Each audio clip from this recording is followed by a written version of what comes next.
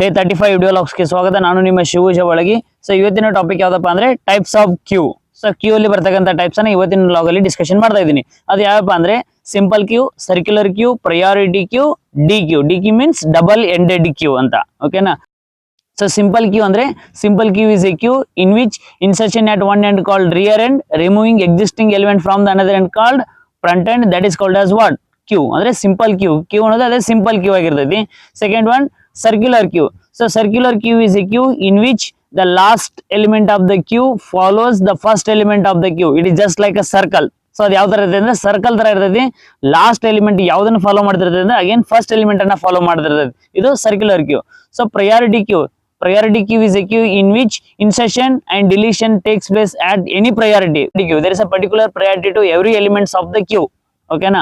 Then D queue. D queue means double ended queue. Andre insertion and deletion takes place at both the ends. Andre ಎರಡು end ಇಂದ ನಾವು ಇಲ್ಲಿ ಏನ್ ಮಾಡಬಹುದು, insertion ಮಾಡಬಹುದು, deletion ಮಾಡಬಹುದು. ಇದಕ್ಕೆ ಏನಂತ ಕರೀತಾ ಅಂದ್ರೆ ಡಿ ಕ್ಯೂ ಅಂತ ಕರೀತಾ. It means double ended queue. ಓಕೆನಾ? ಸೊ ಈ ವಿಡಿಯೋ ನಿಮಗೆ ಇಷ್ಟ ಆದ್ರೆ ಫಾಲೋ ಮಾಡ್ರಿ, ಲೈಕ್ ಮಾಡ್ರಿ, ಮತ್ತೆ ನಿಮ್ಮ ಫ್ರೆಂಡ್ ಸರ್ಕಲ್ ಒಳಗೂ ಶೇರ್ ಮಾಡ್ರಿ.